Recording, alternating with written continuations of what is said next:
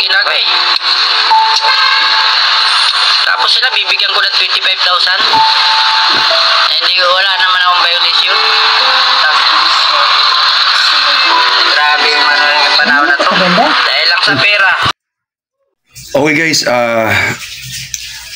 nag-aalmusal kasi ako guys. At habang nag-aalmusal ako, siyempre nag-i-scroll ako ng mga kuwan sa FB. At nakita ko yung video na yan. At naramdaman ko yung hapdi ng kanyang mga kuwan ba, yung tinatawag na statement niya sa English, sa Tagalog ay tinatawag na mga hinanakit niya sa kanyang sarili. Sabi niya na halos wala nga daw hindi nga niya daw alam kung may makain yung pamilya niya, tapos yung LTO pa bibigyan ng 25,000, tapos wala naman siyang violation. Hindi ko alam yung kwento niya guys, ano, pero nakarelate lang ako dahil minsan ako naging taxi driver, minsan ako naging jeep driver. Kasi dito sa Maynila guys, isa akong Bisaya, lahat ng halos trabaho napasok ko.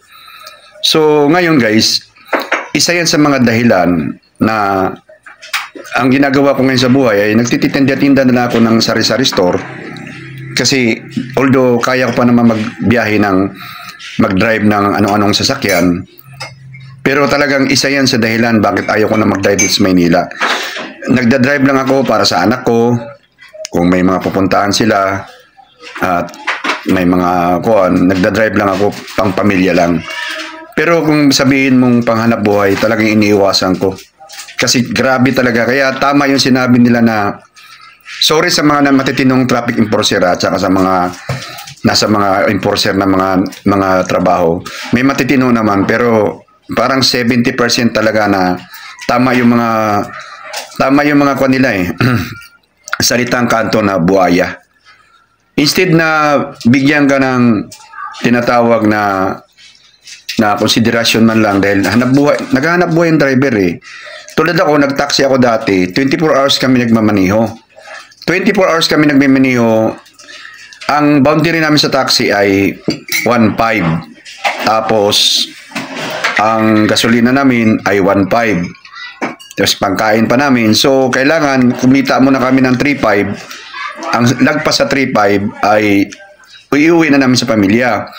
Ngayon, makukuha namin yung 3.5 na yan pagdating na ng mga alas 9 ng gabi.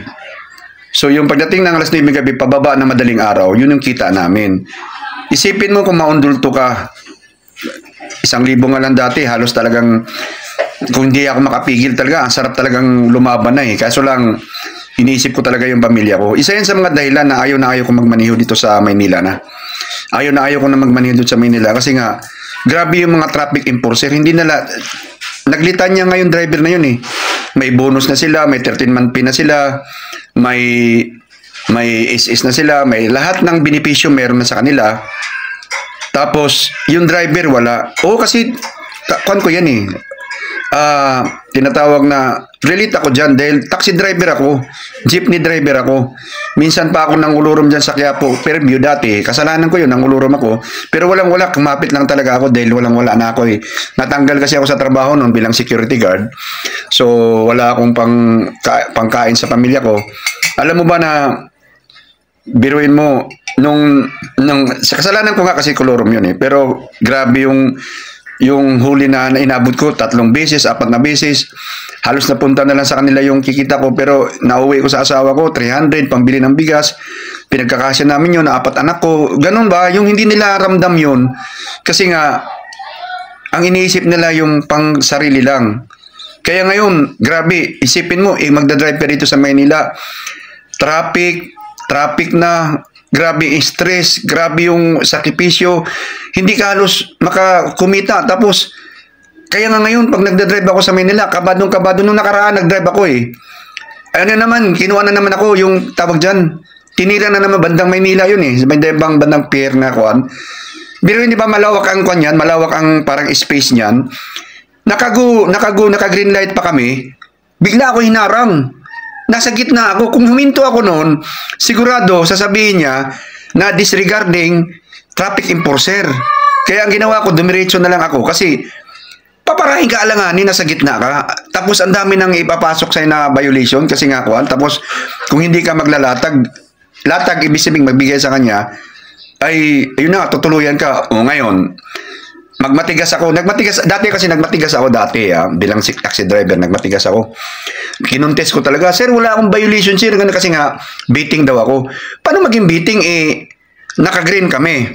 Ngayon yung truck, naalanganin sa pagliko. Sinasalikod ako ng truck, So, supposed to be dapat, ang gagawin nila, alalayan nila yung doon, stop ka kasi na ako, tapos, i-forward nila yun. Ang ginawa nila, kinasuhan ako ng beating the red light. So, ang nangyari, kinuntis ko. Di, magkuntis ka na lang. Ganon-ganon sila. Di, kumintis ako.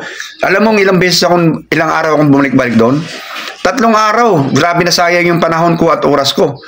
So, doon pa lang sa hassle, malakas ang loob nilang sabihin, magkuntis ka na lang. Pagdating pa sa opisina, wala kang kakampi, pagtutulungan ka pa. Yun. Kaya nangyari, yun na lang, lalatag-datag na lang talaga tayo para lang mapagbigyan. Pero sa totoo lang, napakaliit lang na mga violation na sana, kumbaga sa kuan bilang makatao na lang, maliban lang dun talaga sa mga violator talaga na, kuan, di ba, yung mga violator na pangsiraulo na violation. Pero yung, ang tinatawag na honest mistakes, hindi talaga kuan, sinadya o kaya violation na medyo naalanganin yung driver, pwede namang alalayan lang. Ganon. Sana, I hope na magbigay ng kwanto. Yung ibig sabihin, makarating to sa mga tao na sana maintindihan din yung buhay ng driver. Kasi relate nga ako. Yun lang guys, wala nang iba.